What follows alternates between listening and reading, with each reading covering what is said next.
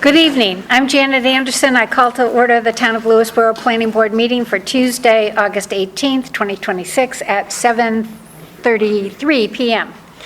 So the exit for everyone is on the way you came in. These to my left are meant for emergencies only.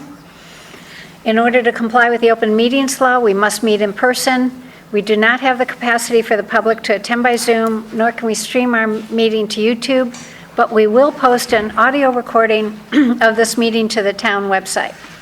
Materials considered at this meeting are available in the agenda packet that's posted for this meeting, and members of the public can always express their views by mail or by emailing to planning@lewisborony.gov. Kirsten Conrad, our Planning Board Administrator, has confirmed that meeting has been duly noticed. Legal notice requirements have been fulfilled. Joining me tonight from the Town of Lewisboro are my co-members of the Planning Board, Paul Fusco, John Guzmano, Charlene Indelicato, Bruce Thompson. So we have a quorum, and thus we can conduct the business of the board and vote on any matters that come before us. Also here is Jan Johannesson from KSCJ Consulting, Counsel Jed Siebert from Keenan Bean, the Planning Board Administrator, Kirsten Conrad, the Building Inspector, Kevin Kelly, and do we have anyone from the CAC here tonight? Okay, we do not have anyone from the CAC. Okay, so with that, the first item on our agenda is a continuation of a public hearing, calendar number 01-26PB, calendar number 13-26WP. This is La Familia Restaurant at 19 North Salem Road, Cross River, New York.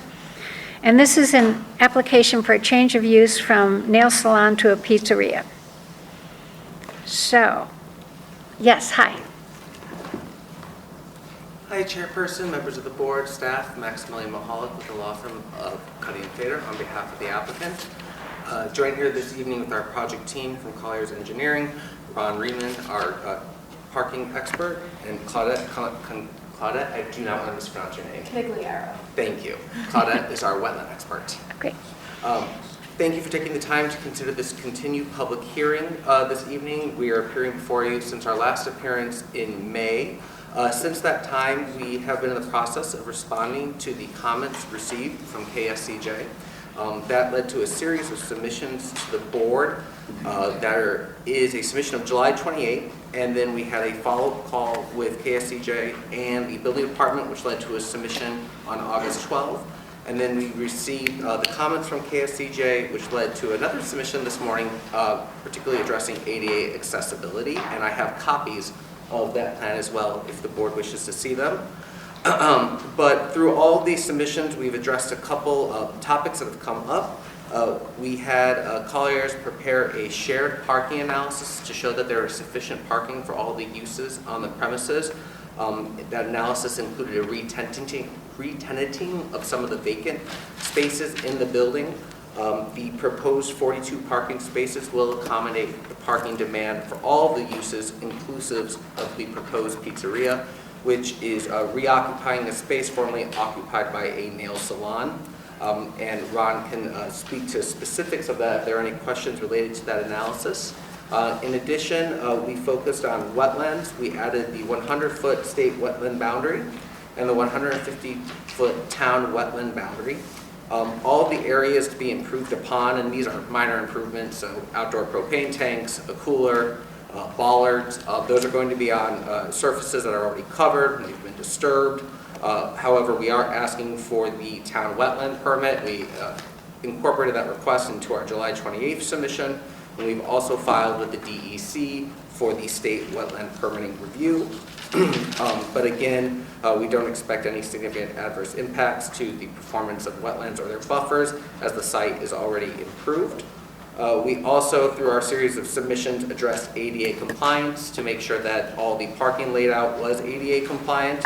After several calls with the county, we did get our Westchester County Health Department letter updated to remove that reference to bedrooms, as there is no residential use proposed here. And we also provided details on the proposed ADA accessible ramp, as well as the lighting that's going to be included on the north facade to make sure that ramp is lit. With that, we are happy to answer any questions that the board might have, and we are hoping to move towards approval as a part of this process. Just so you know, we've also submitted to the building department for a determination letter to be issued. So an application can be made to the Zoning Board of Appeals. We understand as of now, a variance will be needed for the location of the cooler, and a parking variance would be required unless this board opted to grant the waiver for the use of the shared parking, which we would respectfully ask the board to consider to help simplify our request to the ZBA. But again, happy to answer any questions. Okay, so just to be clear, you do not yet have a scheduled time in front of the ZBA. You're still waiting for the denial letter? Okay. Yes. Okay. And zoning would prefer you guys to make a determination on all the conditions before they actually hear it. Okay. So on all the, No, there's setback conditions with the walk-in box, there's the propane tank location, a couple of minor. yeah, so we can't, setback rules are ZBA's. What we Yeah. can talk about is, Yeah, okay. I think the point is to have a level of comfort from the planning board that the plan as designed Is intact and is not. is the plan that they should look at? Yes. Okay. Okay. Did you have some Yeah, questions? I have some questions. Max, the letter from the Westchester County Health Department. Yep. It has been revised, but it's sort of revised just for La Familia, and it really doesn't mention the retail or what's on top of it or anything else. Could you get a letter that more explains that the health department is aware of all the uses that are in that shopping area? So I understand that our team reached out to the county health department as part of the change of use review, Right. and that the county does issue these letters as a standard part of change of use applications. So I can definitely make the ask. Yeah. I just, Because you're moving from bedrooms, 4 bedrooms or whatever, to no statement whatsoever, and it doesn't really reflect whether there's anything else going on. understood. Yeah. I will definitely make the ask. Mhm. And I'll document that request Yes, for you. please. I can't speak for what the county will or will not do in terms of their standard letter, but just to confirm, there are currently no bedrooms on the site, and there are no bedrooms. No, Yep. I understand that, but Okay. since it was mentioned before, and it was mentioned very clearly, I believe the board would want to make sure that there is enough capacity Yep. for everything that they have in mind. I will definitely make the ask. Thank you. Thank you. The second thing, it does have a statement in the letter that there were 2 people who were going to be in the restaurant.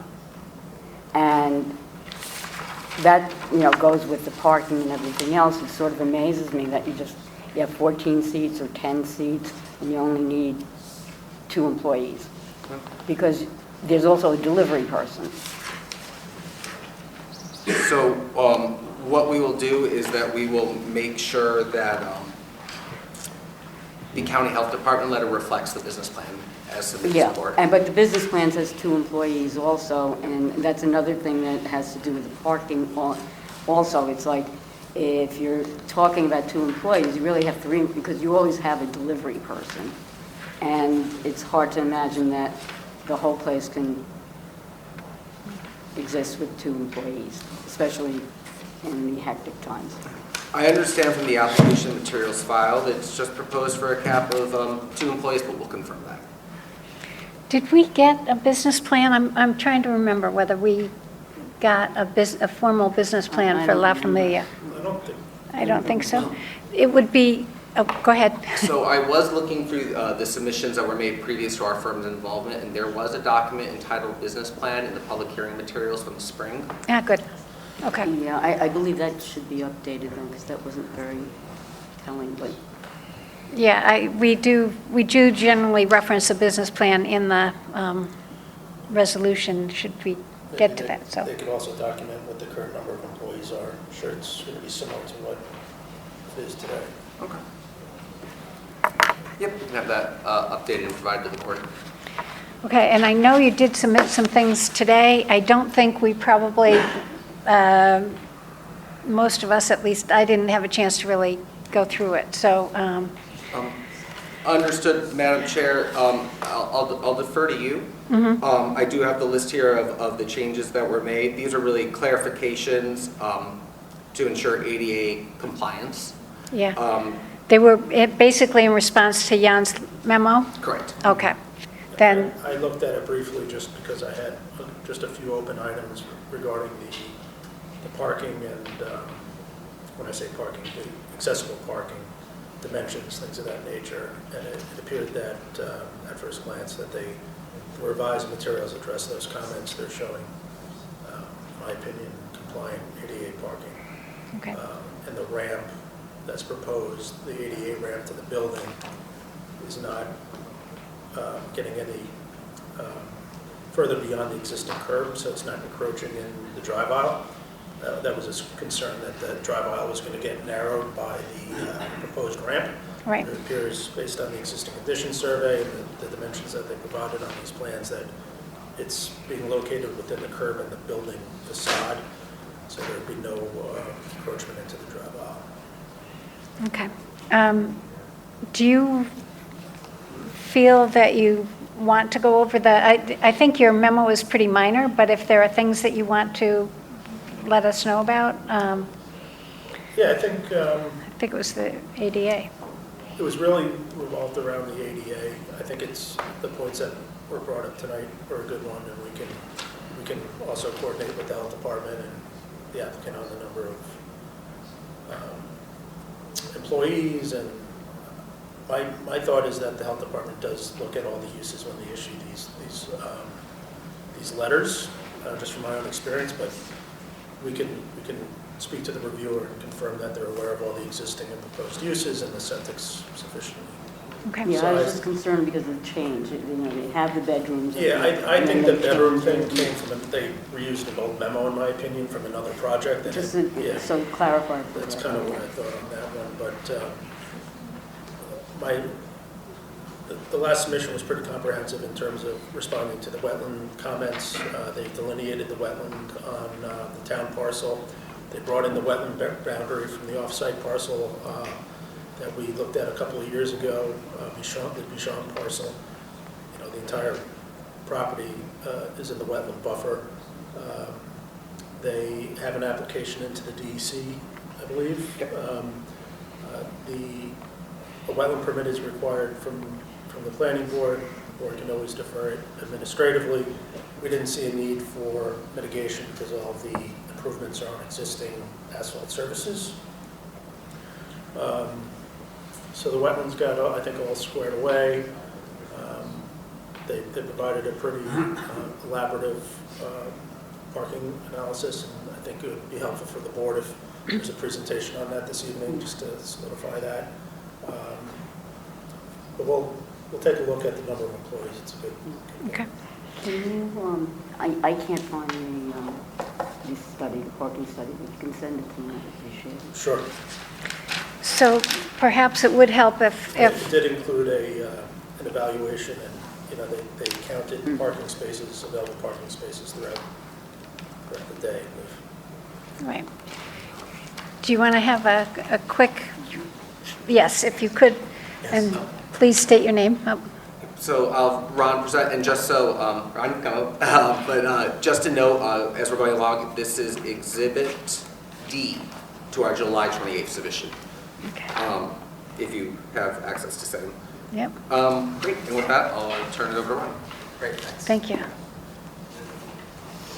Ron Riemann, R-I-E-M-A-N, with Colliers Engineering Design.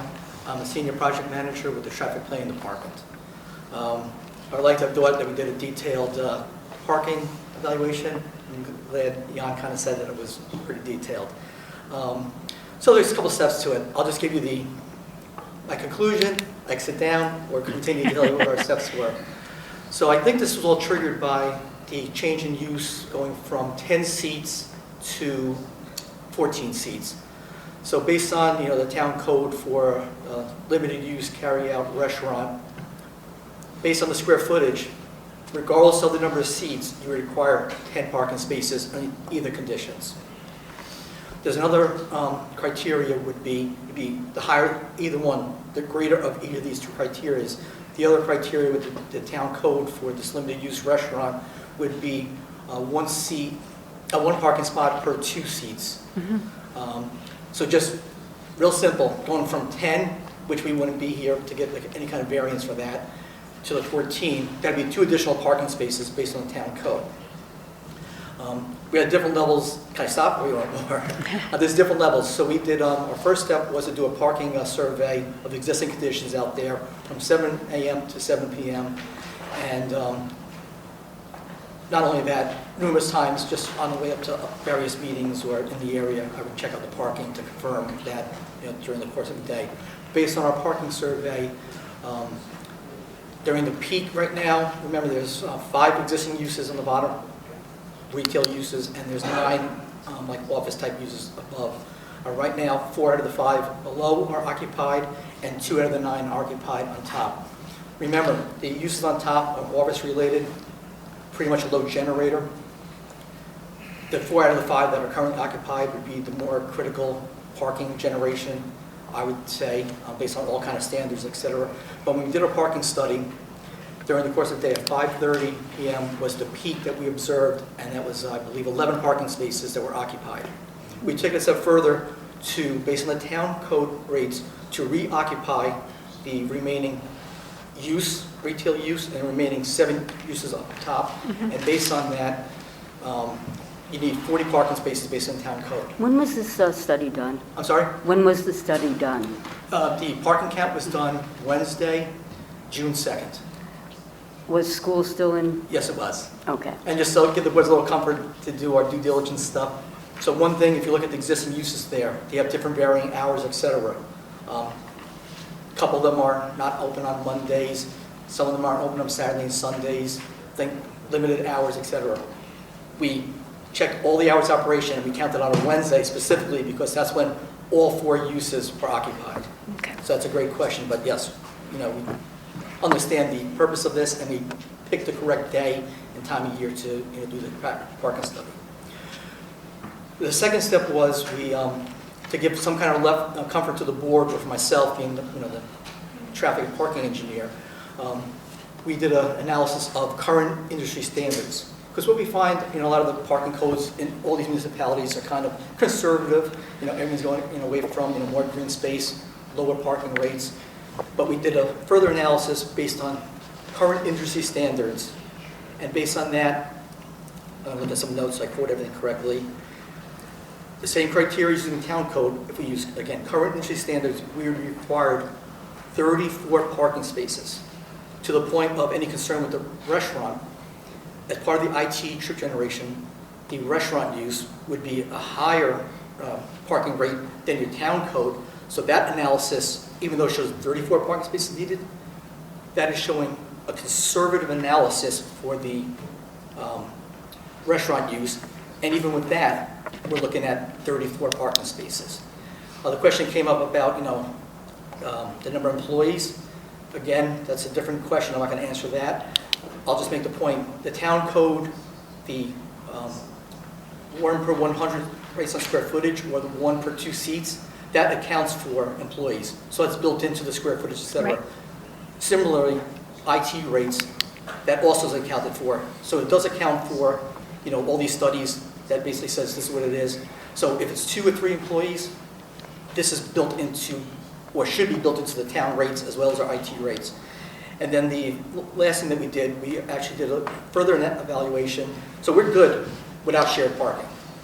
And if you think about what I just said about the existing uses there, that's theoretically kind of shared parking in itself, different peaks, different uses. Right. Not everyone is coming at the same time for the, kind of mix, the spa, the dry cleaners, the ice cream shop, I'm missing one, and the hair salon. Yeah. So you're okay without shared parking? Yes. So again, here's a third level of comfort. We already said 40 parking spaces, we're good to go based on the town code. Based on current industry standards, we're even better to go. That's a comfort level that I like to see and the board should like to see. I could end it there, but the question was, because as the board knows, and Jan, they directed us to do a shared parking because that's the logical. But you don't need it. Oh, well, Correct. Just to clarify, we need the shared parking analysis because the town. No, I understand. Oh, the town code requires 55 spaces. Oh, okay, But- so but- you do need it. But we do, but From we. a zoning perspective. From a zoning perspective, not Right. from an ITE perspective. Thank you. If the site engineer here probably would have explained what the required parking was, 55, what the proposed parking is. And one thing, with the reconfiguration of the site, it's a better layout. It's up to compliant with the ADA parking spaces, which, did I say it out loud? Only had one before, so now it has the 3. So there's a lot of positive there. So I'll get to my last point. So, yes, I won't say we don't need it, but a further comfort level is, once you consider shared parking, that just shows that the different uses, and you get anywhere, like typically this kind of use, a pizza place would peak around 6, 7 o'clock when you leave, quote, 100% traffic there, and not during the typical times during the day when the office uses or the salon, et cetera, or some of the other uses there. So, from my professional opinion, Yeah. we checked all the boxes and we should be good to go. Just one other additional. The kids come from John Jay, and they come at lunchtime. Like there's streams of them. I'm sorry, what's the last part? There's streams of them. Okay, right. Yeah, so have you taken that into consideration? Because during the midday, there's a lot of Yes. traffic. Like, we did our parking survey from 7 a.m. to 7 p.m. Right. So any of those students would come there, if they're driving, that'd be accounted for in our parking analysis. And again, the peak, and I can go back to my notes Yeah. and stuff, and during midday, maybe there was, I could look at it one, it was less than 11. So the peak was Okay. at 5:30, 11 o'clock. Great. Good. Any questions from anybody here? Okay, Thank you. I do, yep, go ahead. Oh, no, I was standing Yep. here to answer any questions. Yep. So we saw, I just want to make sure, I saw a sort of that it should be kept separate. I saw something about a proposed crosswalk and sidewalk that would go over to, that would connect go across basically 121 there. And what I saw of that said it would take away one parking space, and it, is a little bit, I'm assuming that because that's not been covered, you'll come back with that? The DOT, I expect, will take a while to, okay. Correct. Our client is exploring that with the DOT and working down that road. If there were any change to this site necessitated by that community benefit, we would come back to this board with that change. Okay. But As long as you know you might have to come Yes, back. I mean, but it understood. might be Yeah. a while. I don't want to critique the DOT. I have a lot of friends there. But things take a bit Okay. sometimes. All right. So, I yeah, I have appreciate seen Madam that, Chair. and I want to make sure that it isn't something we should somehow wrap into this. Okay, Understood. that's helpful. Well, now, do we have any members of the public that would like to speak on this?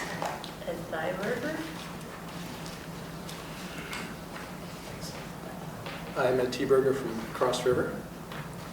I have a few concerns about not the parking capacity per se, but the circulation in the parking lot.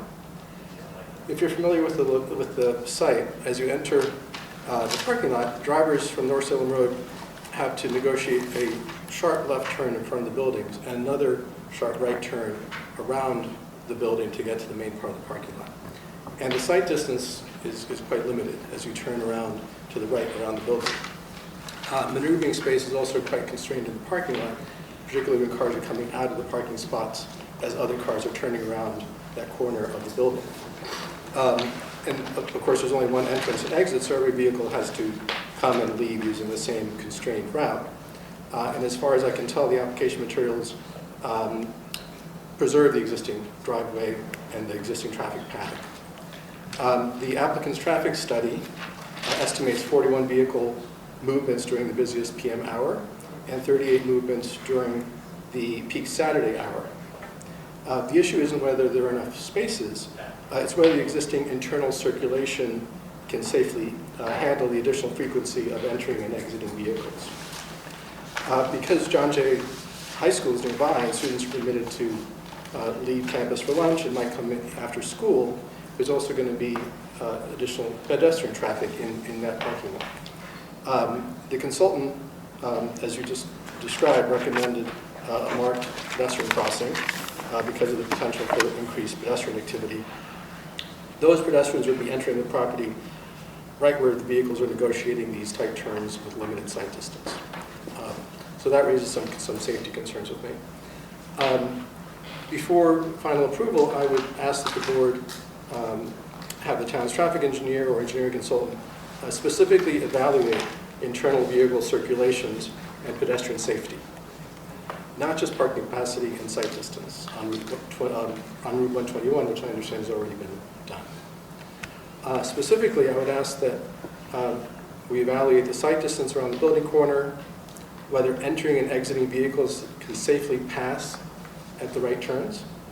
And if you're familiar with the site, you'll also know that sometimes vehicles park in front of the buildings, even though it's not supposed to be a valid parking area, and that further constrains the flow in that part of the parking lot. And also investigate whether an alternative, maybe a swept path or some sort of analysis could be performed to model how vehicles actually negotiate in constrained turns, leading potentially to some reconfiguration, widening, or reorienting of the driveway.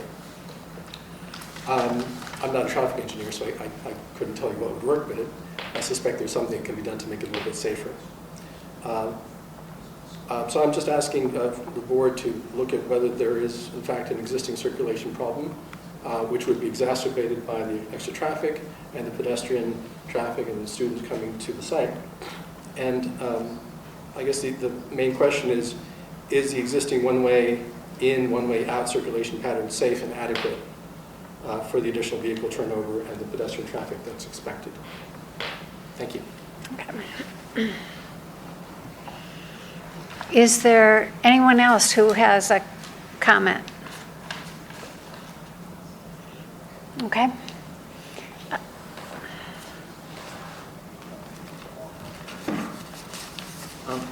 Thank you, Madam Chair. Just as to the last comment, just to confirm, so there's no change to the building footprint here, and it is a rather constrained site, and we want to make sure that we don't lose any of the gap between the curb and the parking spaces, and we've put on a plan the dimension of that driveway width, and there's no narrowing of that driveway width. As a part of this proposal. I would also note that along the north facade, there is going to be some building lighting added adjacent to the ADA accessible ramp, and that is going to provide an element of safety with 10-foot candles extending out in that direction where folks make that turn and go into the parking lot. Of course, as discussed, we do have the pending benefit of the crosswalk once DOT does review it, which will also contribute to safe operations overall in this commercial area down the road. But looking at the site now, we didn't want to change the building footprint. We didn't want to change or expand the parking lot and make wider driveways, especially because they're in that wetland boundary. I do understand, we are being reviewed for zoning compliance and code compliance, which both implicate access. I'm unaware of any particular issues reported thus far regarding circulation, but of course we have submitted everything to the building department as part of the code compliance review. And again, the focus here is just re-tenanting a space where there was a nail salon. So we're simply putting activity back where activity previously occurred. Ron, I don't know if you have anything else that you wanted to add on that. You actually said the three things I would say. Jan, was any circulation study done? No. But I did want to highlight those points. Yeah, thank you. Thank you. Okay, so I think you just asked Jan if he had looked at circulation. Yeah, We didn't, the applicant didn't evaluate circulation, we didn't review circulation, because there was no changes. Yeah, there's other no- than the use. Right. Maybe there's an increase in intensity, and there's a concern there, it's potentially valid, but Do we have any documentation, or can we request police documentation of accidents? I think it was included in the traffic study, weren't I'm there? sorry, what was that? Something about accidents? No, the accidents in the original study, that was related to the crosswalks. Yeah, that's what I Yes. thought. Oh, that was crosswalk. Sorry. Yes, and I'll just add, I don't know if I'm going to stand up or not, but, Max actually made, the most important point, besides it being an existing use, and again, we wouldn't really be here if it was just, it's really reoccupancy. That's just a little side note. You guys have your own opinions about that. But, currently, because we did the study originally for the crosswalk, and, that was something that I think might have started, I think you guys showed something in 2021. So Right. it might have started with, Kellogg Sessions. yeah. Jan's office. Something the supervisor is in favor for, the police department's in favor for. All seems pretty good, even though it's a slow crawl sometimes with DOT at this point. We did some, detailed plans. I'm sure that was submitted, stuff, et cetera, back, months ago. But the main point I want to mention that Max said was, ultimately, pedestrian access will be improved with this. And the question we kept on asking about, time study, et cetera, pedestrians, traffic counts. This includes, currently any pedestrians coming from the high school, et cetera, coming through the site. So, not sure there's going to be that much of an influx with the pizza place. You do have, yes. With all due respect, if I understand that it is a use that has... Oh, no, I know. It's right, but you don't, if it doesn't work, it's a good time to make it work. Yeah, we can look at it further. So I think that, it's I don't know how the rest of the board feels, but I think a circulation study, especially since it was raised by a resident, that a circulation study, because I know the place myself, and you have to make a three-point turn Understood. sometimes. And that three-point turn with more of an intensity is sort of an issue. I would just note, as part of the addition of the additional ADA accessible parking spaces, there is going to be some restriping in the parking lot, which will make parking spaces more visible. The plans also do show a striped no parking zone in the front of the building, because I know there was the mention of cars parking in front of the building. We will bring the comment on circulation back to our team. But I do want to highlight some of these other site improvements that we are making to the parking lot just to further ensure safety in addition to the lighting, while also preserving as much greenery as we can. Good. But we will bring the comment back to our team on circulation itself. Okay. Thank you. Yep. So we really, does anyone have any other questions or anything? We can't do much until we get a ZBA ruling on this. I think you've heard enough to sort of say, I don't think things are really going to change here in terms of the placement of the things that are, that the ZBA has to rule on, like the cooler and the propane tanks. I might have a slightly different view in that I think sometimes, just on the whole parking and parking areas, sometimes a constrained parking area actually slows people down a little. Now, whether that would really, whether everybody slows down or not, but I know if it's constrained, I tend to slow down a little. So I guess I'm not sure what to think about the safety concerns here. It's a dead end too. It's not like a loop road that you go in and out. So you have to go down and make a three-point turn. So Right. Okay, so I'd look for agreement, consensus to continue this. Do we think, now, since you have to get to ZBA and you won't be at the ZBA meeting? probably till October. What? Probably October. Really? September's already booked. Okay, It's almost September now. yes, it's almost September. Yes, I know, it's flying Yeah. by. Well, does that mean that the next time we should continue this until after the ZBA meeting? Can we close the Which would public be, hearing? well, I don't like to close the public hearing because if ZBA does something different, then we would have to open it again. So when is our, October 20th for planning, October 28th for zoning. so would the zone, do you mean it would be at the October 28th zoning meeting or? There's only 1 month, so yes. So that October meeting, so that would mean we would next be able to see this in November? If we wanted the ZBA to meet November first? 17th. Is that, I mean, it seems like a while. Madam Chair, I would note, and I'll defer to you, I understand this has been designated a type 2 project under SECRA, and therefore, we don't have that standard requirement, for example, to have an approval, for example, by one board before you get approval from the other, as you would see with an unlisted or type 1 action. I have had type 2s go before 2 boards simultaneously, with the idea that the boards will ideally approve both plans, but then if one thing changes on an approved version, you have to go back to the other board. I just wanted to put that out there. That is something I've done before. Well, if we do that and we have to open the public hearing back up, then you've got to do notifications and all that Well, stuff. I'm thinking, And it's also approving, there's a site plan component to this, even though it's changed use. So to adopt a change of use that blesses a site plan with zoning nonconformities is... it's a little hard.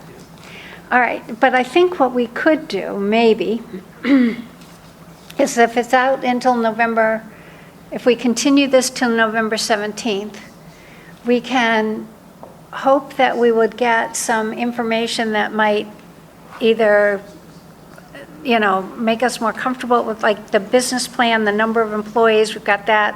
We could get that information and maybe ask for a resolution on November 17th so that we could then close the public hearing and adopt a resolution, assuming the ZBA approves in October and that we get the kind of information that we've asked for here.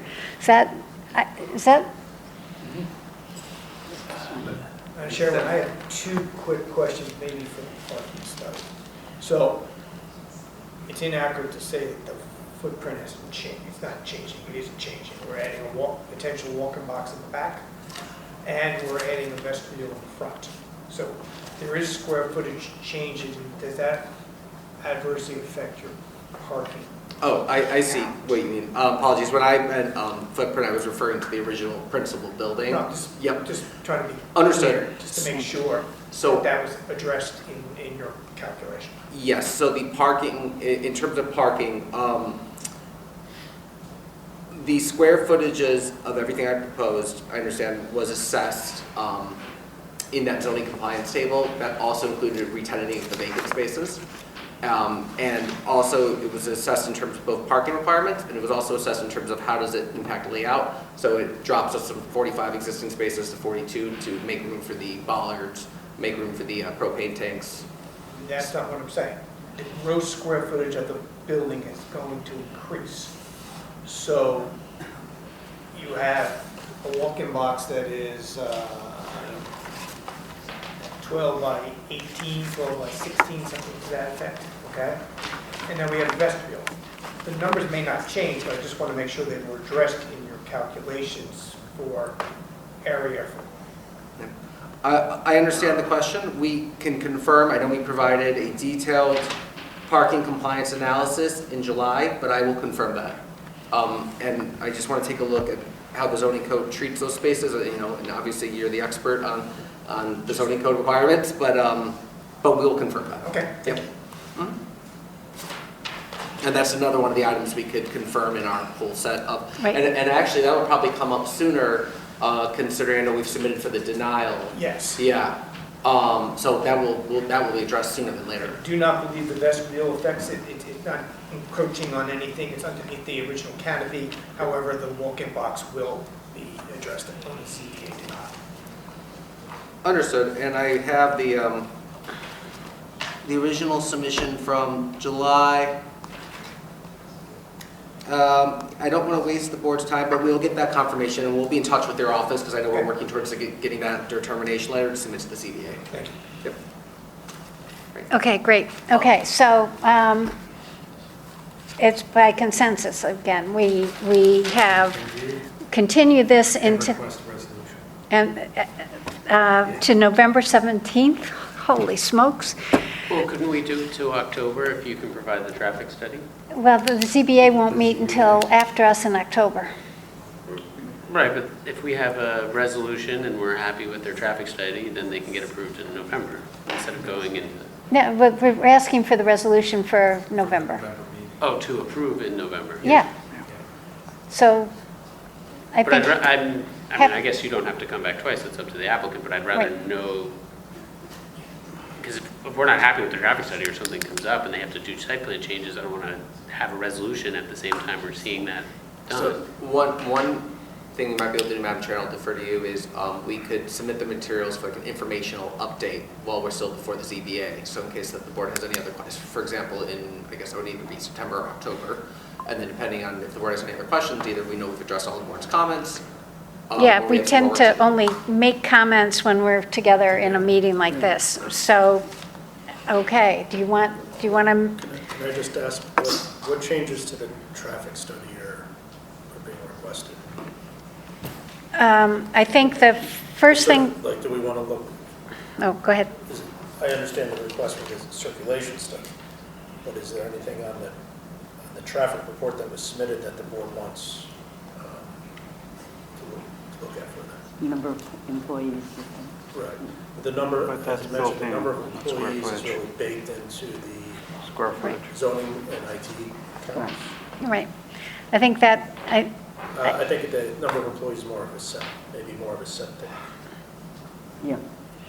and I think the only thing is, would be to find out whether the square footage associated with the walk-in cooler changes, I guess, the parking calculation at all, as Kevin brought up. So I don't know about, I don't know what a circulation study looks like, so I'd be interested. Okay. Is there anything else that people want? All right, what do we think about, do we want to have, I sort of hate to have people come back in October if we're not going to have anything, but it would satisfy, and then we would continue, or we'd have to continue until November anyhow because of the ZBA. Continue, you can close in October if you're satisfied, and just wait for the ZBA. It's- But if the ZBA changes something, then we have to open everything. Yeah. So do we want to meet in October instead? I mean, to the applicant's point, can we give, or I would feel comfortable if we approved it, a conditional approval. The problem is you can't, it's a site plan approval, and you can't approve a site plan if there are zoning nonconformities on that plan. Okay. You can't condition. Right. That's just- Those have to be cleaned up before the site plan approval can be issued, even on a change of use. Right. And we're already in a public hearing, so it's not like we can make the wetland administrative and make it faster. So we're kind of, I don't think there's It may much, be worthwhile to have them on in advance of November, because it sounds like there's going to be new information. okay. This way you get a chance to review that and question it if you need to in advance of November, where you're going to be ready to. Okay, so we're going to continue to October, 20. make sure, we have 20, okay. Do they, I mean, they could make September. Isn't it up to their choice? Yeah, I mean, they could. They could, if Yeah, they want, and if we say no to the circulation study, they may give more time to submit to Submission ZBA. deadline is- That's up to that's your Okay. choice. If we say September, the submission deadline is like next week, right? August 25th. Sorry, I agree with you, but that's your choice, I'm just saying. So, Madam Chair, I would ask for that date, and then we got to coordinate with our team, and the ideal is that we can make that. But if something happens, we would do an adjournment request, but at least we could aim for September. Well, you can submit whenever you submit, right? We don't have to, All right, September, But we need to announce tonight, I know, the public hearing will be adjourned, adjourned to September, and then if we right. adjourn again, we can do that. All right, so we're adjourning till September 15th, and that will be at this location. Understood. And then, Madam Chair, may I ask, so I know we need the variance for the cooler, which we're going to work with the building department and the zoning board of appeals on. The other item that we may have to ask for the ZBA is a parking variance unless this board grants the shared parking waiver, that's how I refer to it as. So I don't know if there's any indication where this board might stand on that, because that's going to help determine what that determination letter looks like in that application to the ZBA. And why ask him any more questions? Yeah, so since the September meeting is still going to be well in advance of the ZBA meeting, how about if we tell you then? Okay. Based on whatever, Check what the cutoff is for submission, in all fairness to them for total. I appreciate that. Yeah, I'm just not sure what the date is off the top of my head. And You you want- bring a valid point up, if we're missing something and we're going out for notice, it'll be an invalid notice, which, And I'd rather notice more than need less. good point. Right. Yeah, so we can go that route if we- right, So how about this? If I'm kind of on my feet, if I may. go ahead. We submit the determination letter. The determination letter, for example, if it comes before September 15th, it might list a need for a parking variance, for example. But I'll need to know And we'll confirm the differential board. number Yep. to be accurate on that description, okay? Then we will start the application process as if we were appealing to the ZBA for everything inclusive of parking. And if this board decides in September that they'll grant the waiver, then we can tell the ZBA, when we get to the ZBA, that that part is no longer required. That works. Thank you. Yeah. Okay. Cool. Whew. Somehow this took longer than I expected. I think we've agreed, and we're September 15th. I have this crossed out like 3 times. Public hearing on the 15th. Right. And, Thank you. okay, thank you. Thank you. Have a Okay. good night. Good night. Okay, the next item on our agenda is calendar number 03-13PB, calendar number 03-16WP, and calendar number 19-21SW. This is Silver Mine Preserve at basically Silver Mine Drive and Lockview Road. I guess we don't have the new name on it yet. And it's a bond reduction request for completed site work that are part of the final subdivision plat approval, wetland activity and stormwater permits. And the resolution for the construction of 13 single-family houses was originally granted in August 16th, 2022. Hi. Tim Allen, Bidwell Associates Engineering, representing the Silver Mine Group. The Silver Mine Group is on vacation this week, so you get me. As you said, we're here for a bond reduction. Actually, the road does have a name. It's Sachem Way. Yeah, it's just not, it's not, We have a public hearing. I'm sorry. Also, It's a public hearing. You need to open the public hearing. Oh, so we need to open the public hearing. Thank you. So we will now convene the public hearing. The purpose of the public hearing is for the board to hear the concerns and comments of the public on this specific application. Comments should always be addressed to the planning board, not to the applicant. And the board's role is really to listen to the public comments and to take the public input into consideration as we continue to review this application. So I've introduced the application. The applicant will now give a summary of what this is about. It's, the bond reduction. We're before the board. Thank you. Interest to, at the beginning of the project, we post a bond which guarantees the work to a certain extent for money-wise. Most of that work has been complete. We had submitted an estimate of all the work that has been completed to date. I had a conversation last week with KSC&J. There's a question about the binder that we put on the reduction. We're thinking about an alternative top course for that roadway, but it still hasn't been approved yet, so the binder is not there. So we don't object to the changes that they made, and we're here for that reduction of the work that's been done to date. Okay.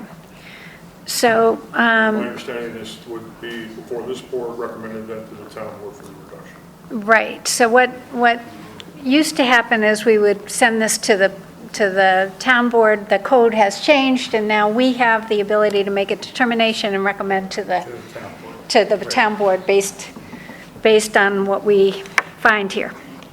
Okay. I did note that one of the, so there was an inspection done by KSCJ Consulting, and they mentioned gates. Could you say whether those gates are something that is associated with just construction, or were those planned permanently? This might not be. It's ultimately a plan that will be before this board, or we've started to discuss with KSCJ the entryway as a whole. Okay. And there are some issues of impervious surface and things like that that we'll need to work out. So it's a work in progress at this point. Okay, I just want to make clear that no gates were approved as part of the site plan, and so if people want to put in gates, that will definitely come before this board, and it's not something I'm thrilled about, so, personally, but anyway. Okay, Jan, do you have any comments from the inspection or anything on that, other than what's already been addressed a little? Recommended a little revision to the number based on our inspection. It sounds like Tim's in agreement. And then I think, I didn't go out there myself to see if the gates had been installed. I think, Tim, there was some indication that they might have been. So can you speak to that? I'm sorry? Were the gates installed? They have been installed. Okay. Not operating or anything like that, they're just wide open, but they have been installed. And the applicant certainly knows that needs approval to have those gates there. So, Is this on the individual lots or the main entrance? The Main entrance. Okay, anyone else have any other comments? Okay, so anyone from the public that would like, and I think, Leslie Moran, Rhonda Shaw. Yes, that's us. I'm Les Morani, Rhonda Shaw. We live at 18 Silvermine Drive, which adjoins this development, Silvermine Preserve. I asked speeches, it was. My wife. Yeah. We would join on lot 1. Lot Okay. 1, I believe, is one of the 13 projected dwellings, and that lot adjoins our lot, or very nearly with minimal. okay, so I'm sorry, just to get it on the record and for me to understand. So you're almost at the very end of Silvermine, towards the turnaround there, where it is? Not quite. There are 4 houses beyond us. Mm-hmm. But where we are, the back of our lot, in particular our swimming pool, which up until now has been private, is right up against. Against their, okay, against their lot, okay. And, Thank you, that helps. Eric Moss mentioned, I think he said there was a water treatment system. A water treatment system. Or A stormwater, it's probably a stormwater retention system there? Yes. Okay, I shouldn't have said yes. But I think that's on our line order or sheriff order. So we have certain concerns with its performance on the covers, and has it been completed and tested for all the protections with what the bond gives. okay. I think this bond, okay, go ahead if you wanted to say more. I would just want to make sure that everything my wife said was clear. But that's our most important item that we would like to know that the original bonded value, which was included in that 496,000 and change, whether what's been completed on that has been inspected by the town engineer. So in other words, if the developer ceased work tomorrow, would the current cost to the town of completing everything remaining, especially with respect to this water treatment system, be properly reflected in the proposed reduction of the performance bond? It says 70% reduction. It's a 70% reduction. The bond has been reduced from, as I said, 496,000 change to 155,000 change. So in that, presumably, there's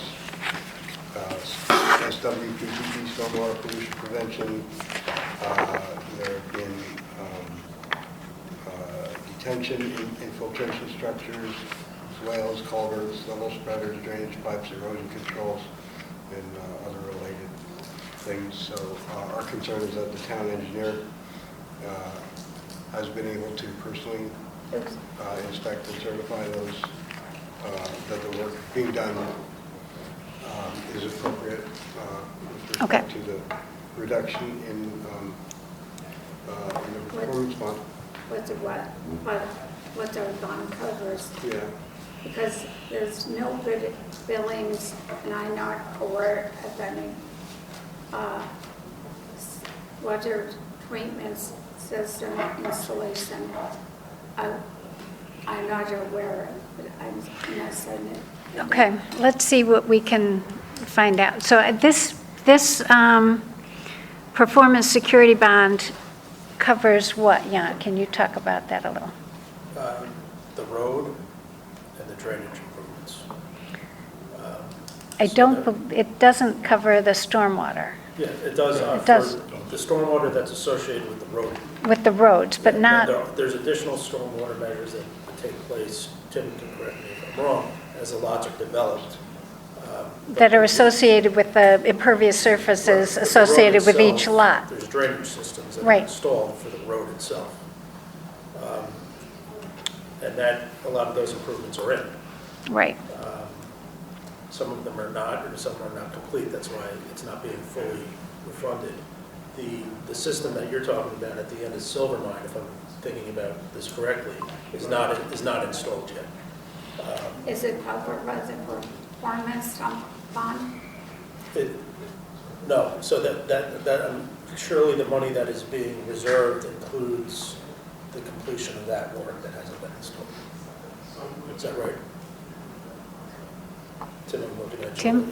That's correct, right? So there's a small basin. There's a small basin to take some, right now the Silver Mine cul-de-sac drains to the woods in the back there, completely untreated. There's washouts or sediment buildup. The idea was to capture some of that existing pavement, bring it to a small system at the bottom of the hill there below the cul-de-sac. That work hasn't been done yet, so the bond that's, the remaining monies is there to cover that and other work that isn't complete. Okay. Our office has inspected weekly the improvements, we've seen them all go in, and we looked at the cost estimate and adjusted it accordingly and feel that it's, the amount of money that's being held is appropriate for what remains. Okay, so I hear your concern, but our engineering team and planning team feels that the amount that will be left after this is adequate to make sure that the right things get done on the property. Okay? In addition to what Gandhi just said, the plantings are also part of the bond. Right. So the finished plantings of that basin and the finished basins will all be part of the bond, which are still not done. Still not done. Okay. Is it include all paving Yes. and all driveways? Not driving. I'm going to say not driveways, yeah. It includes Road. the road itself and the drainage off of the road. Yeah, the bond doesn't include any of the development of the individual lots. It's like the public infrastructure, or the common infrastructure, the road and the drainage that's associated with the road. And it's just for completion of these things, and not any after a council worker with a design adverse consequences of design. So I think what the bond is planning to, is intended to cover is if the applicant does not complete it, there should be enough here for the town to really complete the requirements that are part of that. So I think that's what the reserved amount still is here for. Is that? Exactly. So, okay, so, And was higher prices over the years, Right. is that adequate? A question. I We suppose can the only- original bond value was set in 2022. right, we can only rely on the advice of our experts. I don't, that if, Yeah, but there was contingency yeah. at the time. So typically, when you do anything, you sort of say, here's what I think it's going to cost, and here's contingency or extra because we don't know what will happen. And so there is contingency in there. There remains contingency, I'm pretty sure, in the numbers so that we can, Even when the project is complete, I believe in the original resolution, there's some that gets held for a period of time. I think it's 1 or 2 years in case things develop, say after they pave the road. If there's issues that develop, there's still money that's held beyond its completion for a period, I believe, 2 years, to see if, there's any issues with the infrastructure. so I think we've heard your concern. Is the concern basically being, is there enough here to cover the remaining work? Our best guess is, best advice from council. Did I say I had Lyme disease and my brain is fried? Okay.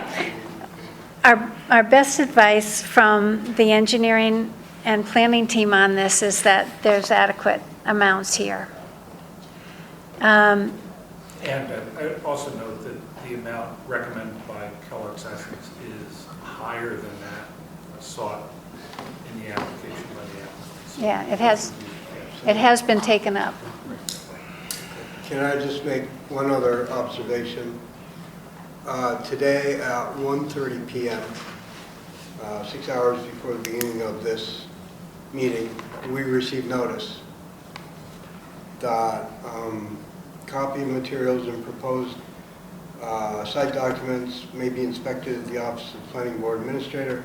We were not aware of this meeting until, as I said, 6 hours in the middle of a workday before it started. So we've done our best to responsibly address our own concerns and on behalf of the community and so on.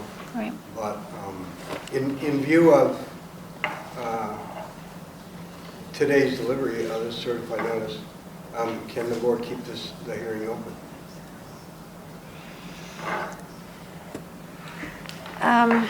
This is, so we have a sort of formal thing. I guess this was sent out on time? Do you have a? The applicant told me August 3rd, the mailings went out. Yeah, we have the postmark August 8th. The letters. Yeah, we have all the delivery July things. 23rd. It's dated July 23rd. We got it, like I said. Yeah, What's that name? Are they on the list? What was your name again? Varanen, E as in Victor, I-R-A-N-Y. Well, it was addressed to my wife, Rhonda Shaw, S-H-A-W. 18th. Shaw. Wait a minute, this is going to be on, We're just looking at the post. yeah, I know, the it's postal notes. it's way back at the end. Yeah. August 1st. August 1st meeting. They just got it now. Yeah, that's a That's a U.S. Post Office, unfortunately. I know, I understand the concern, but yeah, if you want to see, I mean, this is the posting of it from the U.S. Postal Service, if you want to. Well, I think I have the same information, Oh, okay. but Okay. I don't know what it means, as far as I know. I mean, not to be Right. skeptical or anything, but as far as I know, it got stamped on August 1st, but wasn't actually put in the mail, and I don't know. Well, let me just say I don't know anything about it. I mean, that's a matter of record. Our mailman, who we love very much, and was very reliable. Brought it to me today, so I don't know where it went. I can't account for the U.S. Postal Service, but it was stamped by the Postal Service on August 1st. Yeah. So that was a receipt at the post office. That wasn't that it was done something by the applicant and not mailed yet. That was a post office It was when it was acknowledgement. delivered into the hands of the Well, it was mailed in Pound Ridge. That's all I can say. Okay. So, I am glad that you were able to get here and express your concerns, so I'm, all right. Thank you. Do We we, have another person. do we have anyone else who wanted to speak on this matter? No. Oh, Okay. So I think we've, other than the Postal Service, I think we've kind of addressed the concerns here. So I'd look for a motion to close the public hearing. I so move. And Bruce seconds, so Charlene and Bruce. Any further discussion? All in favor? Aye. Okay, I'd look for a motion. So we have a resolution that was circulated, to the board. Do you want to briefly review it, or Well, it's Sure, bond yeah, reduction. it's basically a bond It's reduction? a bond reduction. The resolution recites the fact that the initial subdivision plat approval was issued in August of 2022.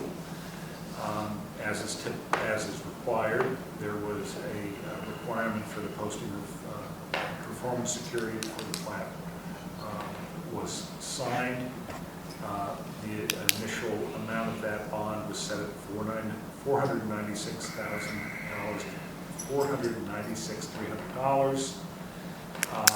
A letter of credit was provided as that security to the town. The plat's been signed and filed. Request was made for a reduction, not a complete removal of the performance security, but a reduction based on improvements that have been made to date. KSCJ has inspected the work that has been done and has recommended that a reduction be endorsed by this board, bringing that amount to $249,302. Okay. So the resolution basically provides for the board to make that recommendation. Okay, so I'd look for a motion to approve the resolution as just described, Oh, you just- I so move. okay? So Charlene and Bruce, any further discussion? All in favor? Aye. Thank you very much. Thank you.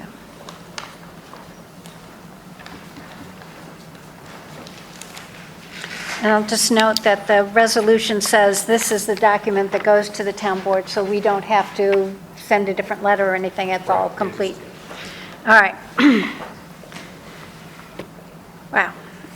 I think those are some of the longest public hearings we've had for a while. All right, the next item on the agenda is a wetland permit review. This is calendar number 12-26WP, calendar number 09-26SW. I'm going to say it wrong, the Vaish residence, maybe, 168 Todd Road in Katona, New York.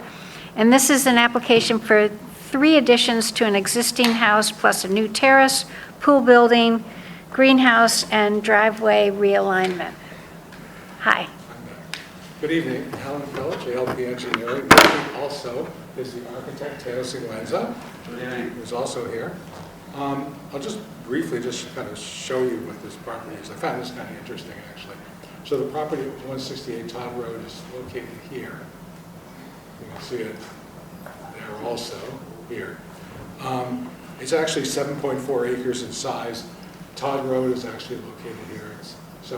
Todd Road is it's on the south side of the road. So there's an existing 3-bedroom house in the central portion of the lot and a gravel surface driveway which provides access from Todd Road into the property. Running along the southern property line is actually is a water course and an associated wetland, but I'll also just point out that the wetland that was delineated also includes a little area here on I call it the southeastern portion of the lot as well, and that's actually a picture of that wetland area here. So it's actually kind of like a mown lawn, but that's what it looks like presently. Just so you know, I'll flip the page in just a second. According to the DEC, the water course is not classified, so it's not regulated under Article 15. And I'll just say, well to the east of this property, but all over 200 feet to the east is a state wetland, but it's just too far away to be under this jurisdiction. So as you noted, let me just this page here. I just want to show you what's being proposed. I'll try to keep it relatively brief. This actually illustrates, so as you noted, the property involves construction of 3 additions to the house, but it also involves some removals. Maybe it's easier if I just stand here, just point them out. So the existing house is here in the central portion of the lot, and there's a stable here and a pool located here to the south of the house. And there's a gravel driveway here, which provides access to the south of the house, and there's an existing freestanding garage located well to the west of the house. What's being proposed is kind of a redoing of the arrangement. So a portion of the driveway, this portion shown in red, actually planned to be removed. That's the gravel driveway, the existing gravel driveway. There's a couple of patios here that are going to be removed on the west side of the house. There's an existing deck on the east side of the house that's going to be removed. Actually, the existing well is located underneath the deck. Not a great place, but that's where it is.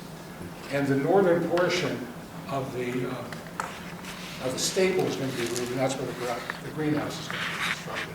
And the pool and pool patio is going to be removed. So those are kind of like the removals. And then I'll just show you, I think this will help to illustrate this, and then I'll point out. And these are the new structures, if you will. Let me point out the wetland area, which is here in the southern portion of the lot, but also extends into this field in the southeastern portion of the lot, as I noted on the aerials. The 150-foot wetland setback line is actually here. Yep. So it encompasses the entire house at present, including the entire stable. As you can see, by the way, this house was here in 1960, so it well predates this house. Well predates probably when the wetland regulations were proposed. So what's being proposed are the addition on the west side of the house, the north side of the house, and the east side of the house are what's being proposed, and I'll call it a pool house with an indoor pool is also being proposed. The 100-foot setback from the wetland is actually here. So this pool house is between the 100 and 150-foot setbacks. And there's 2 stormwater management, there's kind of like a drainage divide, which runs kind of like through here. And so there's 2 stormwater management practices which are being proposed. One which basically takes runoff from the pool house area, a little bit of this area, and the rest from the, called the reconfigured driveway, which is now coming in this way to a forecourt, which basically provides access into the front of the house, which is here. And basically that's the garage. At present, the access is from this direction, but the new access will actually be from the north, as opposed to from the south. So it's a little complicated that way. Again, the rest of this gravel driveway is going, that pool is going, as I say, this portion of the stable is going for the greenhouse construction. So that's what's being proposed on this property. What's between the, like the house, forecourt, and the stormwater management areas? Is that a lawn area? This? Yeah. Yes. They're almost the rest of the entire property is just lawn. It really is. Oh, I'll just make mention, the septic area is shown here. It's large, I know. We actually did 7 deep hole tests. I originally showed 4, but Mr. Barrios of the health department wanted 3 additional ones. So they were done. I'll say the soils were very consistent throughout this whole area. Actually pretty nice soils, but they were all consistent. And we had no bedrock, no groundwater. So whatever septic system is here, it will not require run-of-bank fill. Okay. That being said, I don't know the size of it until such time as we actually do the perk testing. We actually have perk testing to be done next week on the 26th and the following week on the 2nd, because Mr. Barrios wanted 7 test holes. And I said, I'm not doing 7 at once. That I'm not doing. So we're going to do 4. That's a lot of water. 3 the next. Yeah. Just 7. So where's the existing septic system? That's where it is. No, the existing one is down, The wetland is here. Here's the buffer. That's a 150-foot buffer here. So it's way out. Where's the existing septic? existing is Oh, right existing down, septic? yeah, I'm it's sorry. down Existing septic actually kind of runs, by the stable. it's really it's just under kind of the south stable. of the stable. Oh, that's Or it's There's just, a it septic tank right around here. and kind it of goes runs along the through side. So you're getting the septic out of the buffer, which is a nice. Yeah, the septic's going out of the buffer completely. Yeah, It's tiny. It's like, the existing one. the existing one's like 60 lineal feet. It looked like, Yeah, yeah, and it's located south of the stable, so it's probably like, I don't know, 50 feet away from the wetland. yeah, I've seen worse, trust me. yeah, but this isn't good. We're gonna have another one I'm there. glad that you are recommending change, So it's moving way- it. way out there. In addition, just so you know, the well is located here, actually within the 100 feet, or whatever, it's right here. Mm-hmm. We're actually proposing it up outside of the 150-foot buffer as well. Okay. So I think that also is advantageous. So a lot of the ground is described as paddocks. Is that going to continue? I mean, there's a stable, there's paddocks, so are they keeping horses? Is this, They're not keeping horses. I spoke with Anu Vaish, who's the new owner, and she has 0 interest in having horses on this property. There are none there at the present time. okay, Interesting, Ruben Barrios, when I spoke with him about it, he goes, you know, if you keep horses here, we might have to up the septic system, the sizing. And I was thinking, horses don't go to bathrooms. They right. don't do that. Well, they do, they just. Yeah, they don't use, it's the original composting toilet, right? Yes. I'll leave it at that, okay. So, because I was wondering if the paddock, it looked like the paddock was sort of active around a pond, and could you fence off the pond and stuff? But if they're not going to use it, I don't know. See, there are actual, you can actually see the lines are all over here. Yeah, there's all sorts of paddocks. Throughout the whole lot, in the north part of the property and the eastern. They want to keep the paddock fencing for I think the aesthetics? fencing is going to stay right now, but they're not keeping any animals. Can you outline the fencing that's in the wetland buffer? Yeah, there's fencing Lots of here. over it. There's along here, there's here. I'm just trying to think if there was anything. There was nothing here. There was one there. There's a fence line here. Is it like split rail, or is it? It's split rail, yeah. It's all split rail fence, which means it's hard for me to walk through it.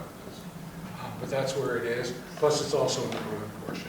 But I think they're going to, well, parts of it are being removed. Like this is going to get removed here. But just because there's a walkway going through here to provide access. But that's kind of it.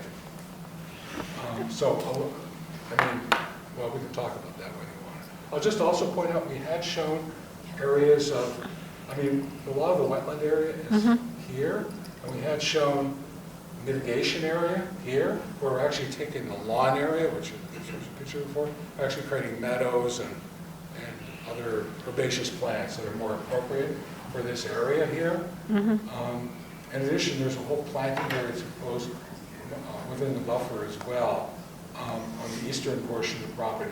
Somewhat provides screening for the neighbor this way, but also just provides some additional vegetation here as well, with this meadow lawn areas. Right. Plan is to You hitting that 1-to-1 there, Alan? Yes.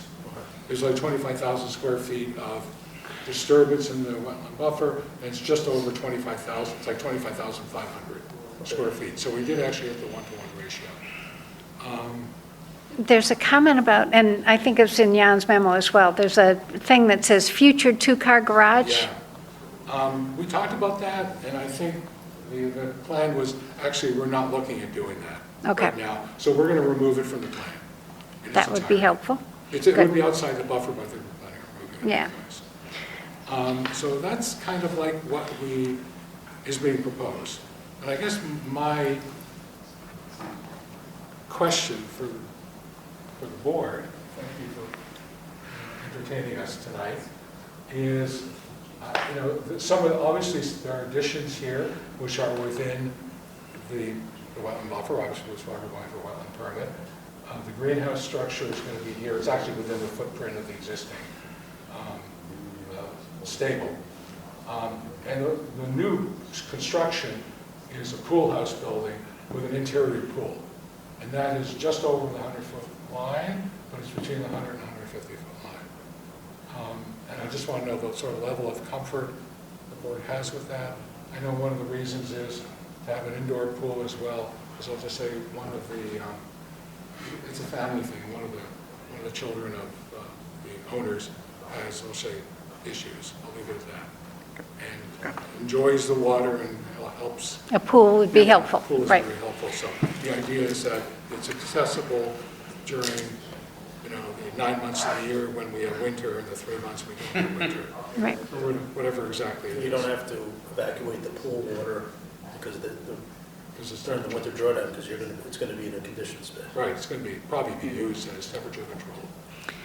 So I think that's a benefit. Yeah, so that's, Yeah, it takes it off the table.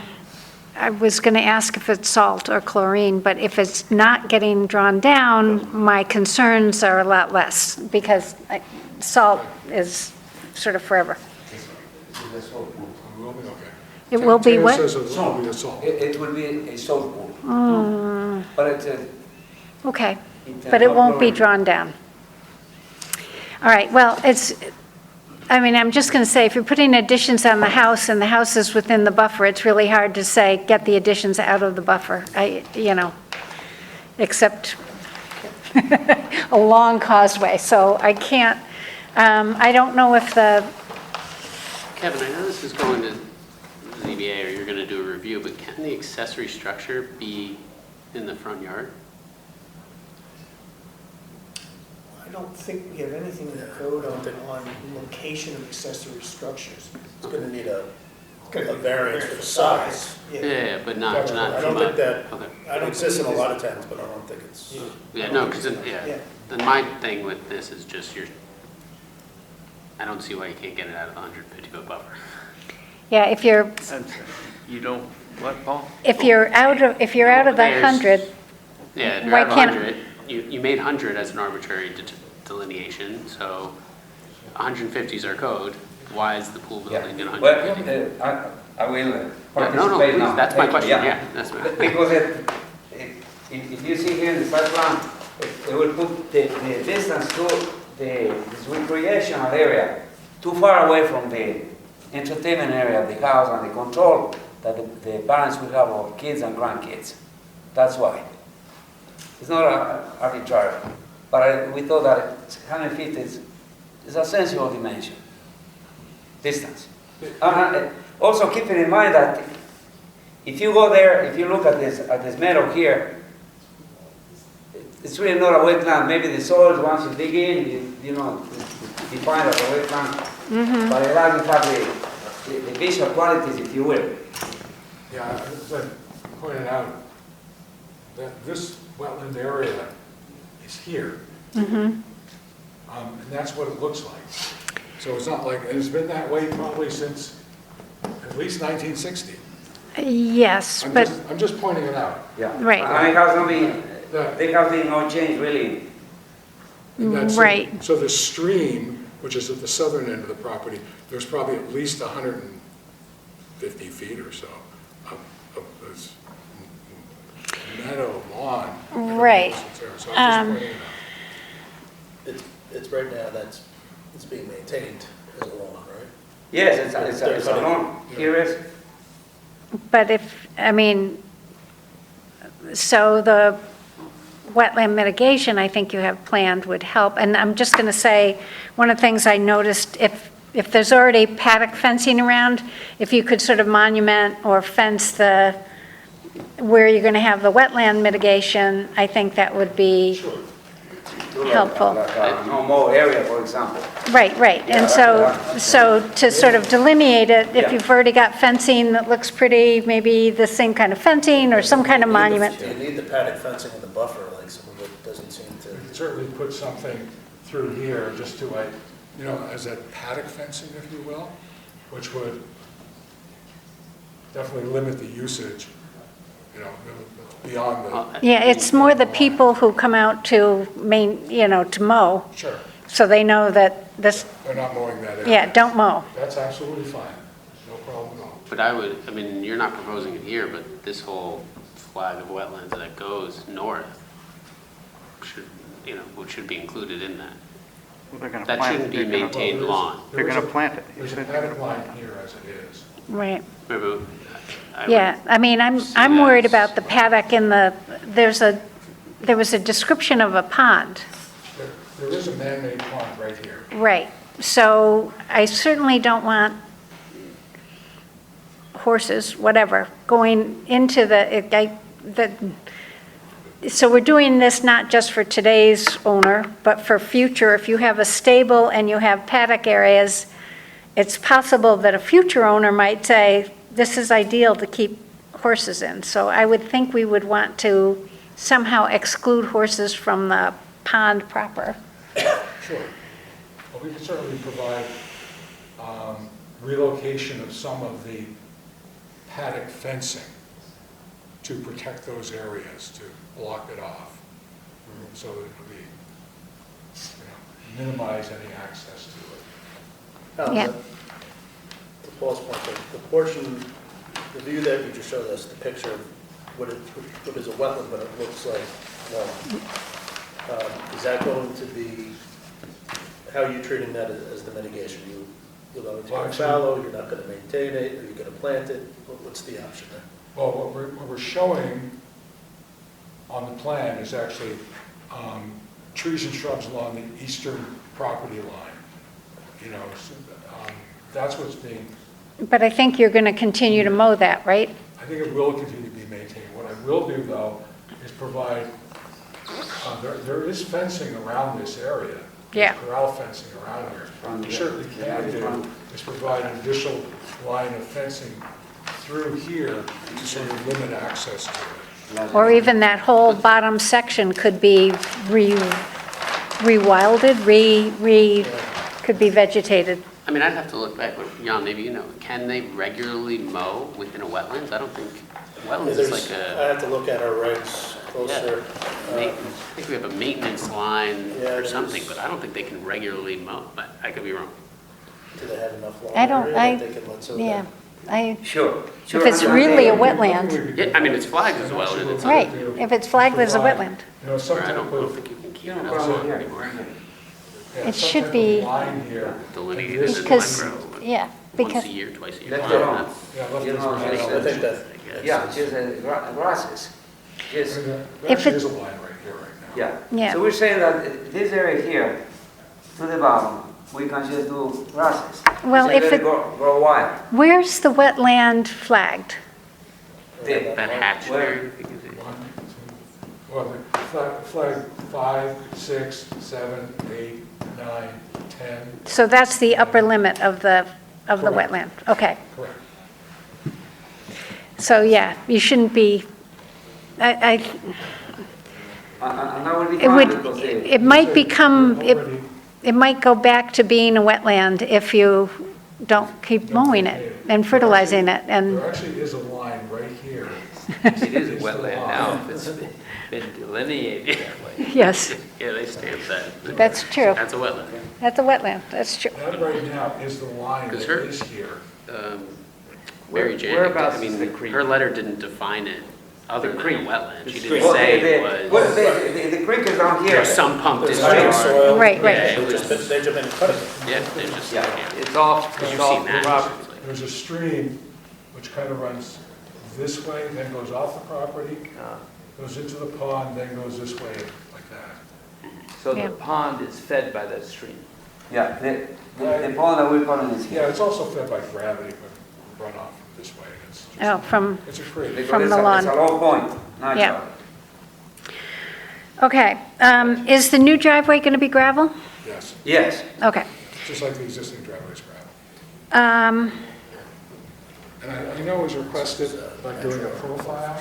I mean, most of the driveway is really relatively level, it's like, and even the steepest portion of it is like 9%. I'd rather not have to profile. It's not a subdivision, we're not proposing a subdivision. It just seems like to do a profile of this, seems like. There's a proposed driveway, right? No, it's an existing driveway. Well, Well- the driveway enters here, and I will highlight it so you can see it from there. On a normal continuous here, we're looking to Yeah. bring it this way.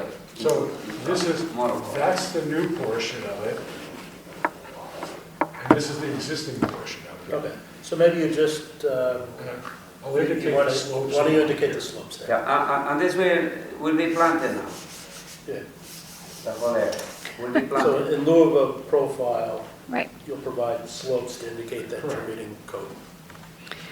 All right, so this might be something that we would want to take a site walk to or not. My problem is the next meeting, the Saturday before, I have a conflict, so I don't know.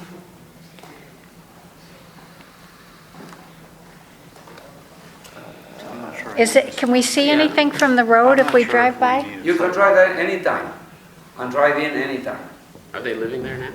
They are not living there, they only come on the weekends, and we will let them know, they probably have cameras there, that you will be coming anytime, any day. There's no gates, it's just that. No gate, You can okay. just drive in, but There's no, so, walking through some of the fencing is a little challenging. No, I think it would be just to sort of get a sense of, you've talked a little bit about a drainage divide going both ways, that, I mean, just in how much is Yeah, grass and stuff. if you'd like to, if you set up a time for a meeting, We live very near here, Uh-huh. so it's a very gentle property. Okay. It's very easily negotiated any place on the property. It's a beautiful piece of land. I'm Okay. not sure we need a sidewalk. I was going to say, Not sure we need, okay. if you'd like me to be there, I can certainly be there. I'm sorry? If you'd like me to be there, I can be there for a site. I think I'm hearing that people don't really I don't think think they we need need a a site walk. Wouldn't it, if you wanted to do a sidewalk, it definitely helps you visualize what it is that they're doing here. I would not be opposed to that. I'm just saying that Yeah. I think you will find that it's 7 acres. That's a lot of land right there. You're not Yeah. looking at a 2-acre parcel. Right, but it's a lot of, there's stuff that's wetland that Yeah, isn't, that, yeah. yeah, know. I mean, that we have to deal with. I understand. And that southern boundary is. Yeah. Right, And it's a wetland that you will never think that's a wetland. by the way. right, And it right, shows that's during the- years. I can't, Saturday. so you guys don't think you need to, I can drive past it at some point and just take a look. I mean, You can just drive right in. Feel free to drive in. Okay. And if you would like, we can join you there any day. I think, I think I'm okay.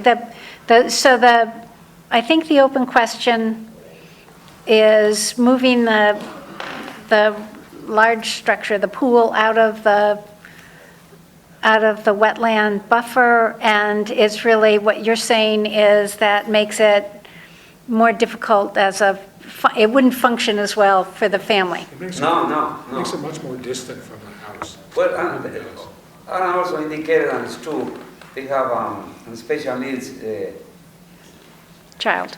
child that it has to be visually monitored. And But it's inside, but basically outside the buffer, we mean that we have to be here. Well, I mean, I understand what you're saying, that where you're showing it, but you're also, like, your reasoning for being inside you're not putting it closer to the house, you're still all the way on the edge of the property. So if the concern is being close to be able to get to it and use it more frequently, it's not like that's the ideal, maybe that's not the ideal location anyway, you're still very far away from the house, like you said, But this is... You can put it here, and yes, and will be totally out of the buffer, but it wouldn't be inviting to the family. Yes, you can put it here. So it's an indoor pool, so you can't see the child or the person. You can, because it has large openings. Ah. Glass walls.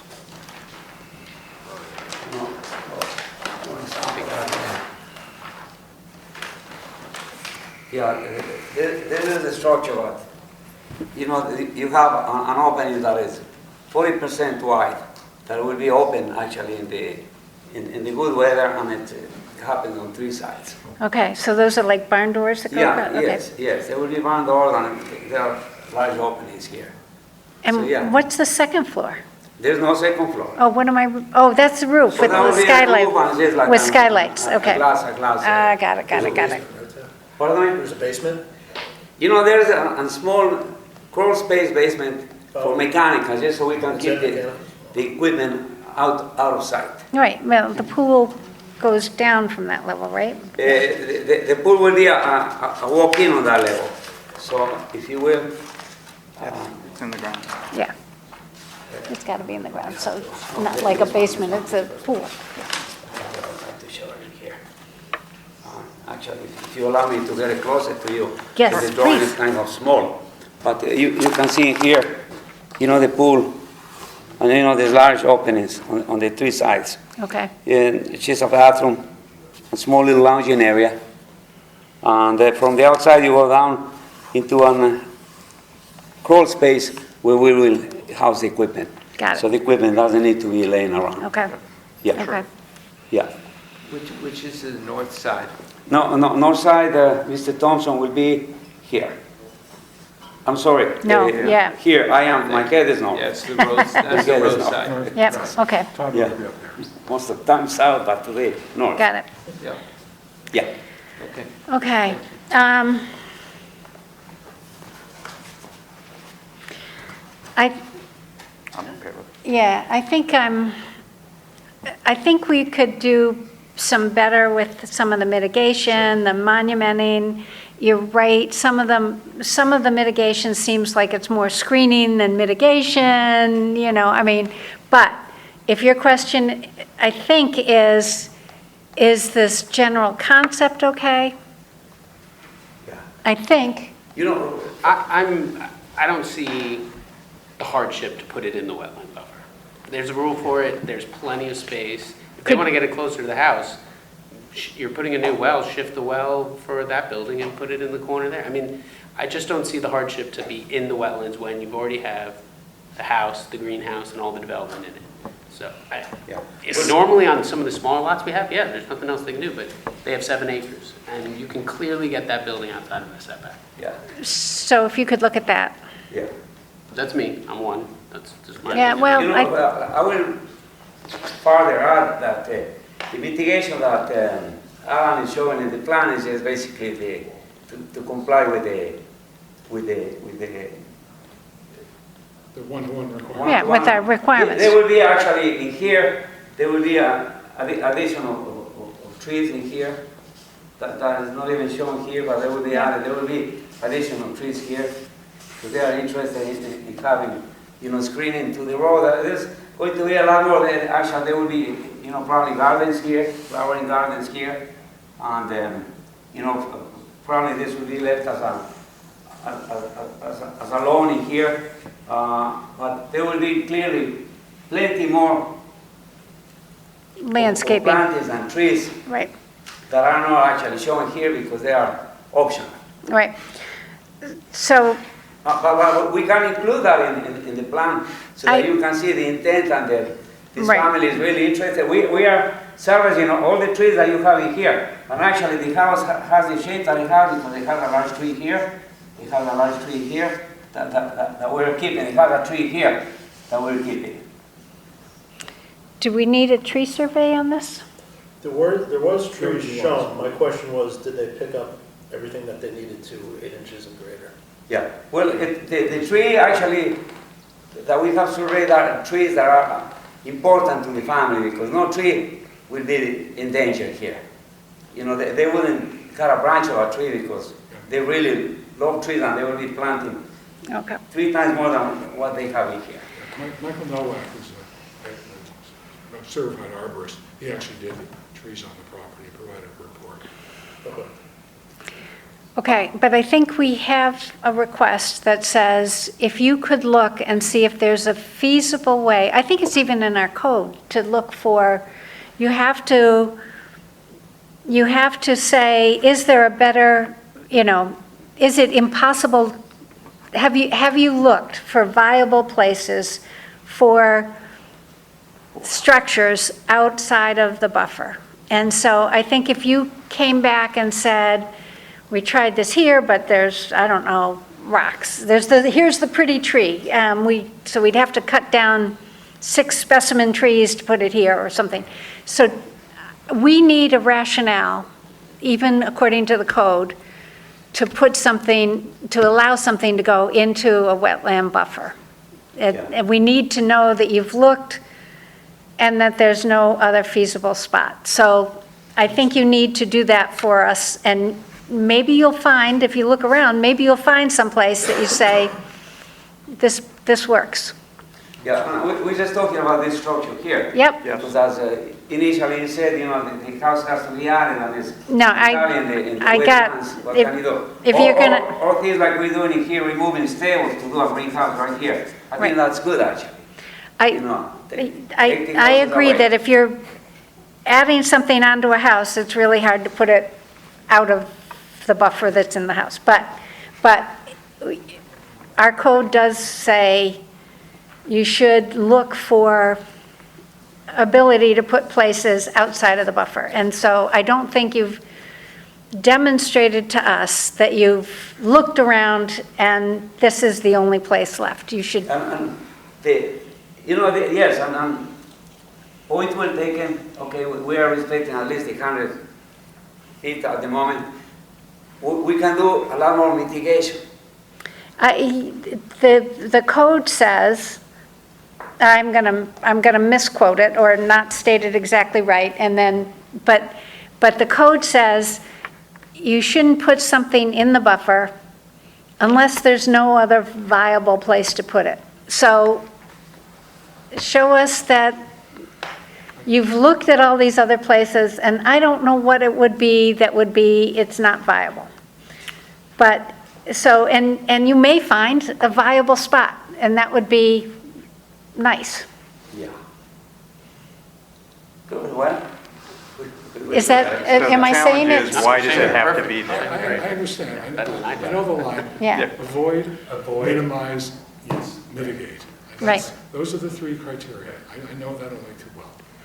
I'm sure you do, but I mean, I think our code even says it's not just philosophical. Okay, They got it. you got But it follows it. those principles. I'm sorry? It follows those principles. Yeah, And yeah, step yeah. one is okay. So, okay, I don't know if this is, we should probably at some point send this to the building inspector.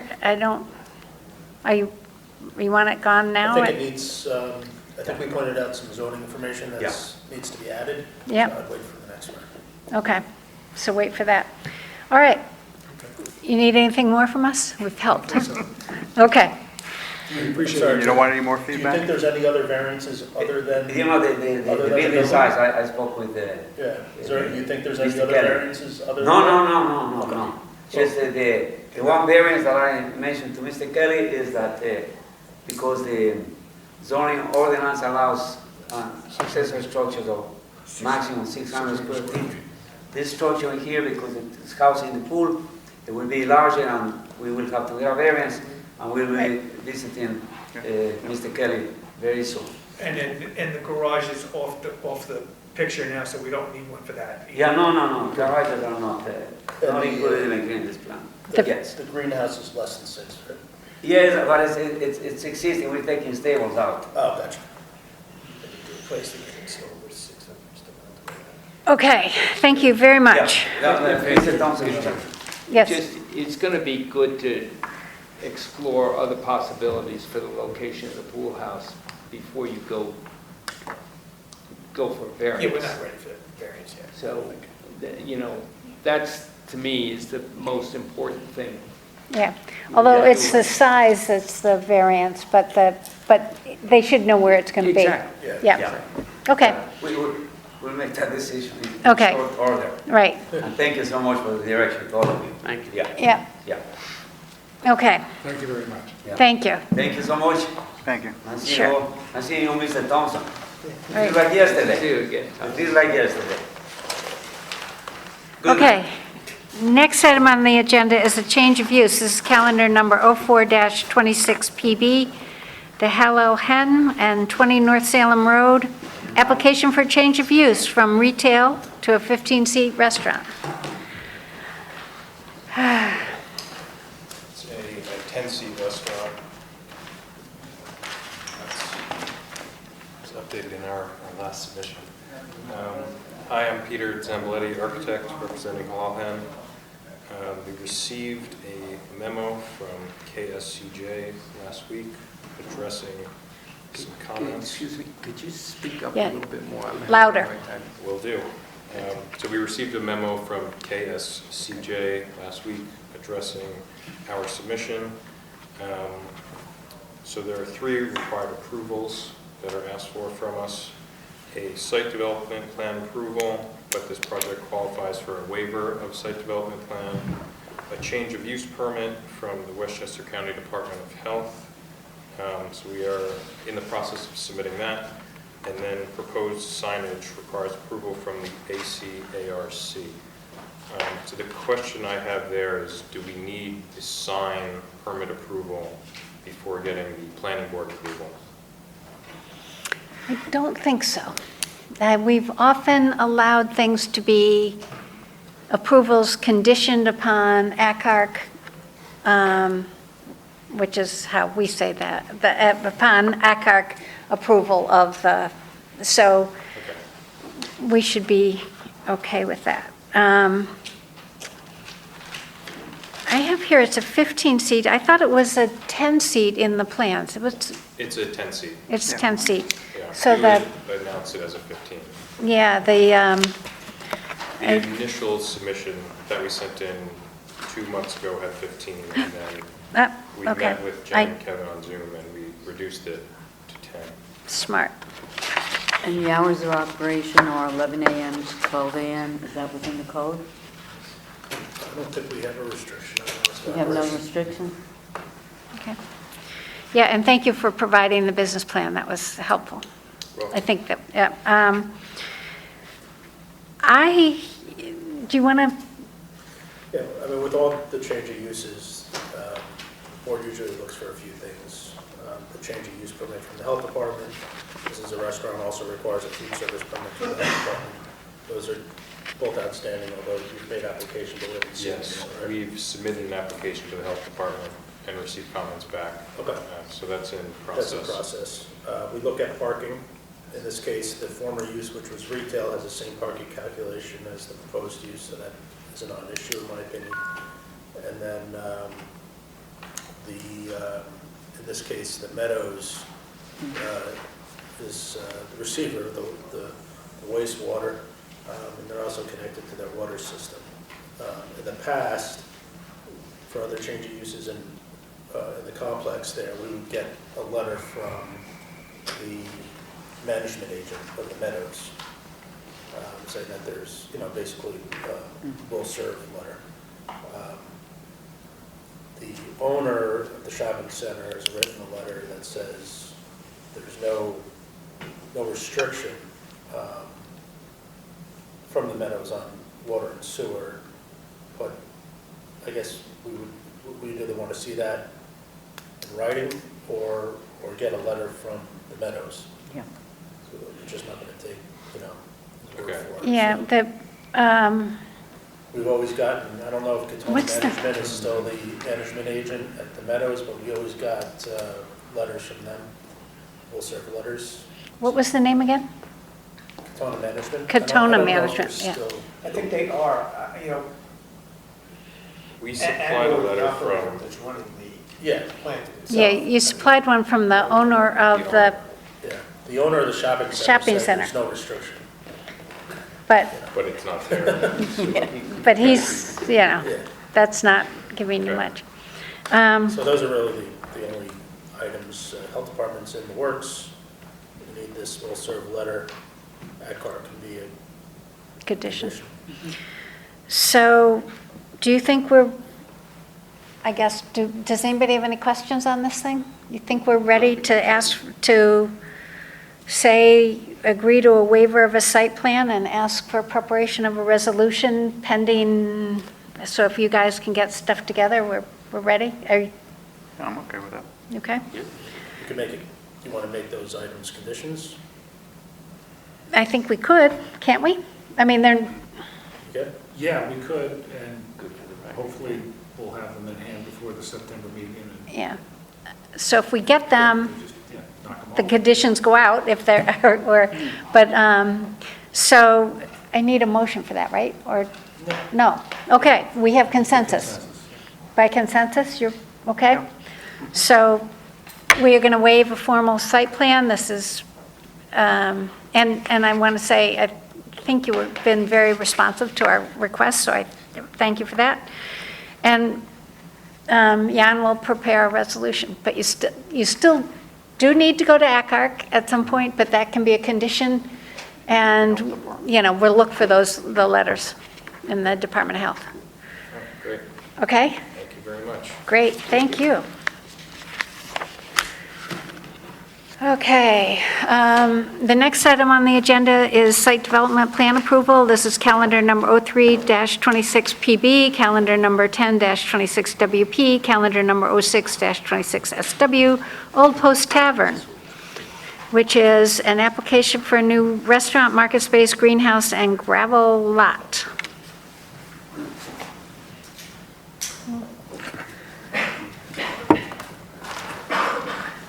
Good evening. Mark Schulman with Design Development.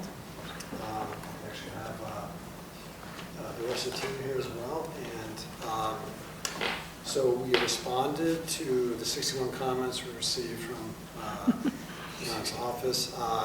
Not to all of them, to a majority of them. There's still some work to do. Made a submission and have received the next round of comments. But I think the question really is just posed back to you. How would you like to conduct tonight's meeting? What's the best way to go through this with you? A lot of it's very technical. Right. Everybody is here to, that's involved to respond to any questions. Yeah, and I do appreciate that. I think maybe, well, what I will say, and then you guys can chime in, that I think we can talk about some of the items that I think are troubling, but a lot of the stuff is really going to depend upon what you get from the Department of Health about how big the septic can be, and that has something to do, and what DEP makes you do. So while, I think it's sort of hard for me to say, well, I think, do this, get rid of 3 parking spaces in order to do something, when we don't know what the parking is going to be until the Department of Health really says something. Or, so to be fruitful, I think it's kind of there. I will highlight a couple of things that I still am worried about the accessibility of the greenhouse. I don't see any way to get there except by taking stairs, and I don't think that's something that really is something we can approve. I don't,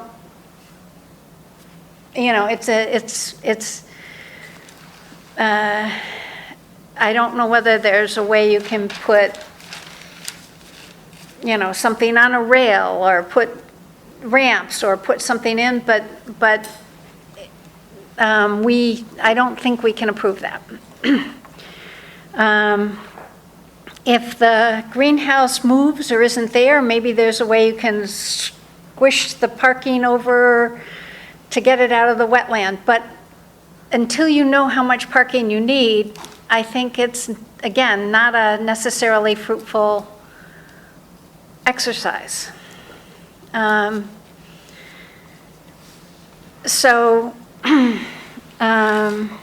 premature at this time. I'm sorry? I think it's premature at this time. You have too many balls in the air. Yeah. I guess what I would throw out is that there were a lot of comments that were addressed. Yes. And I think, and I don't know if there's questions about what did get addressed. So I guess what I would view this as is, I'm making this up, if we have 61 comments, hopefully we can address half of those, and then by the time we get more data, if we can knock anything. Yeah, but at this point, I think you need to go to the health department, because, everything could change. Right. So what do we, Okay. We provided a technical memo just on the engineering to help. Right. Move forward the stormwater piece. Okay. The rest of it, I think, is so up in the air with the health department. Your whole seating count depends on the health department. We don't know what they're going to do with the wells. Yep. It's the whole project lies with them. Yep. So, how much, I think we tried to push forward the stormwater, the wetlands. You need a one-to-one mitigation for wetland and wetland buffer disturbance. That's the law. So there's no wiggle room there. Right. So we haven't seen that yet. So I would say provide that. We could work on the wetlands piece, but if your seating capacity goes down because of your septic rates, then your parking numbers could go down, and we could be looking at a different parking lot layout. So I just think there's so much open on the leading with the health department. So I don't know where you guys stand with that, or if you've moved forward with your perk rates, or if you had conversations with them about the wells, but those are threshold issues. Understood. I think that those issues are going to get addressed in the next few weeks. And so we'll have data. So we didn't, we just got the EAF this week. We will review that. We can push that aspect forward. I think we're waiting on a code-compliant wetland mitigation plan, to be honest with you. We don't have that. We need, what? We need the health department. Yep. The stormwater is going to work itself out, so that's what we focus. The lighting plan, we're going to take a hard look at that. We're going to take a hard look at the landscaping plan, but so much, those are kind of like last minute things that could be dealt with. Okay. Why finalize that when the plan can change, so we kind of put that aside and focused on the stormwater. Okay. Yeah, Bruce. Jen, I wanted to add, I didn't make the site walk when the rest of the board did, but I was in contact with Skaz, and I went this past week. So I wanted to look at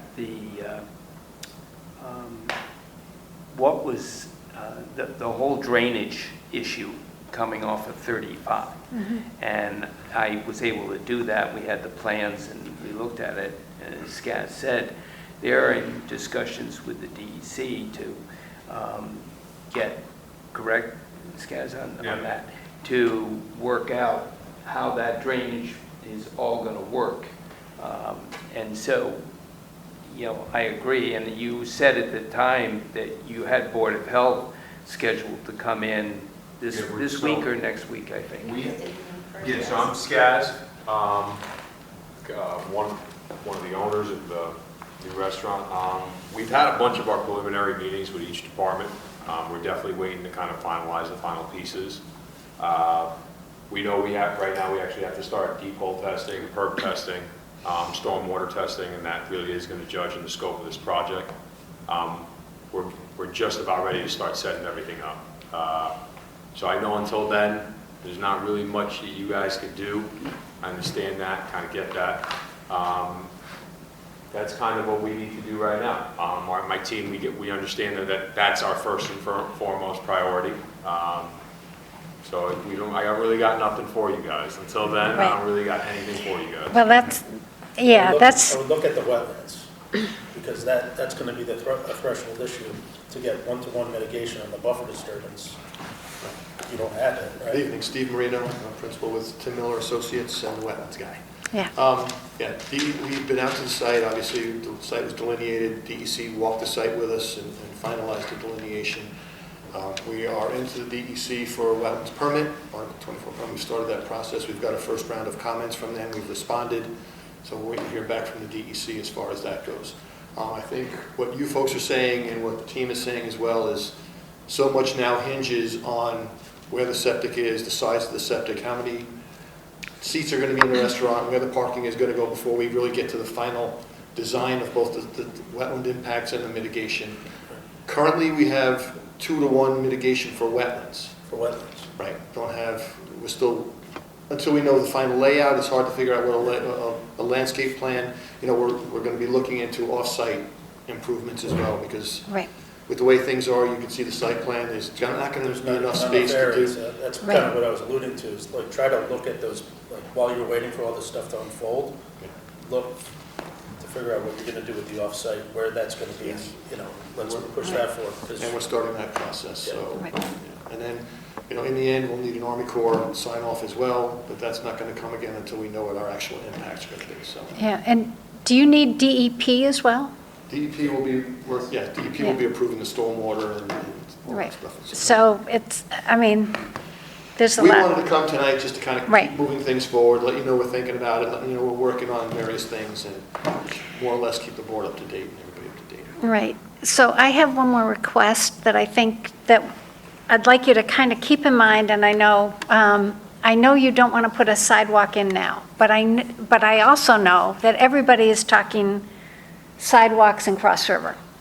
So maybe think about where the sidewalk would go if 20 years from now somebody goes, what planning board didn't allow us plan for sidewalks?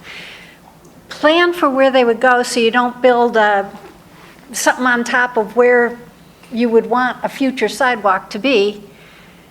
You don't have to build it, but just sort of think it out, because I think that there's such a push. You heard tonight about crosswalks for La Familia building, and there's a real interest to have this become a more walkable area. So if that could get put on, I know they don't have to get built, but they're planning for the future, sort of.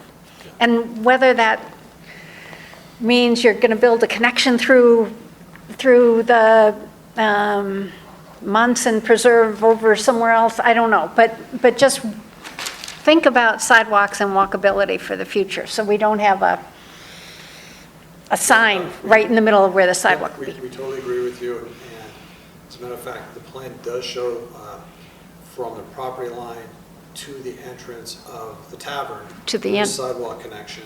We obviously have the sidewalk connection that will take us down to the town building. But you might want something that goes over to the market for people. Everything goes to the commercial lots. The sidewalks stop on the residential lot. Okay. Yep. Well, it's a walkable area, but it goes sort of towards the market, through the fountain area, and so forth. It's not necessarily, okay, I just want to get to the. But I guess my question is, if that's all you want, go ahead. I want to say a couple of things. because I actually looked at, and we had looked a long time ago, the sidewalks and connectivity in the town, in the entire district. Right. The preserve conversations is a very interesting conversation, which I would love to talk more about. But it's safer if we can go interior to the site and get to the market than walking along the road.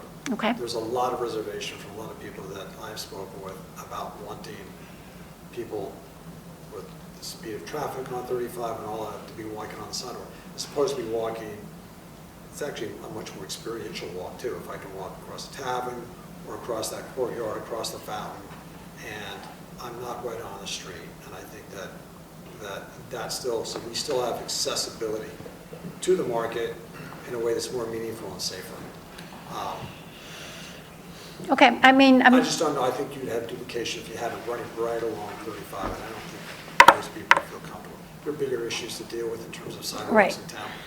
I mean, I'd like to see the town, when they get the new, move into the new office, to have a sidewalk continuing across that, and then maybe across Cameron's, because you can't. I think it should go right from the town, right from there, right across the street to Cameron's, or right across that driveway, and there's other places. So you we can go. have two real proposed sidewalks. One, your traditional one up front on 35, that links you to the handicap parking, right to the entrance of the front door, which is a perfect grade to the market. And then the other one would be going down the town, the stairs into the town building, which would put you flush to the front door of the town, which then if you continued, it would put you flush to the Cameron's building. Right to the sidewalk. Right to the sidewalk. In line with the sidewalk. of Cameron's. Well, it's with their, I wouldn't call that a sidewalk, that's really their entranceway for the that's Cameron where- stuff. yeah, that's But where so, I mean, it's, again, future sidewalks, that, but it's up to you. There's no code requirement. I would love it personally. Between the borough and here, I'd be willing to build the infrastructure myself for it, only because it will just help. I was for it for the borough. Right. I actually sat on an engineer called DOT and Tony. Yep. When Mirage pitched it for the pizzeria. He does it, and the guys at Chestnut do it. It makes it very easy for me to tie in. So I need them to do it before I can do anything, and then when they do it, I'm just saying, very. I understand that you don't have to build it now. Just plan for where it's going to be. I wish I think on the borough, there's some, trees and signs and stuff that might make a sidewalk hard now, that if we had been a little more forethoughtful, Master plan a sidewalk. I'm sorry? If you master plan the sidewalks in the town, then Right. you know where to put things. Right, and I think, and I know when Baccio came in front of us, they didn't want to build a sidewalk to nowhere, but, it was on the plan, sort of, okay, let's think about where it's going to be in the future, and that's what I think. I left room at the borough on 35. Good. So we left exactly enough room for what DOT wants to do to Mirage and how DOT was going to handle Baccios. So Baccios on the right-hand side was supposed to be kind of like the landing. Right. Where they can turn patrons and rotate them and kind of go from point A to point B. And then the borough was only going to be across 35. Right, if we can get, I don't want to take more time about doing stuff in the past, but for this, that's what I'm just saying, for here, as we can think about it for the future, I think if we're ever going to have a walkable cross river, it's only by planning a little bit ahead of time and saying, let's get these spots, sort of saved for the future. It looks like there's, if the sidewalk were to be along 35 in the future someday, and it were to be on your property, there's just a pinch point where you have a couple accessible parking spaces that come very close to the property line. I think what the chair is saying is, if things got shifted so you can at least leave room, and the potential for a sidewalk in the future, is that a possibility?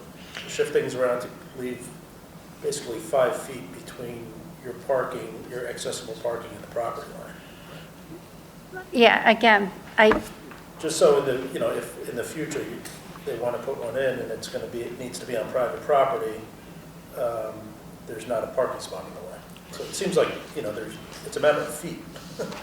Yeah, and I think, I know one of the comments was that I think we're tight on the third handicap spot we have on there already, so I think that's something that we'll have to look at Yeah. and see what we can accommodate there.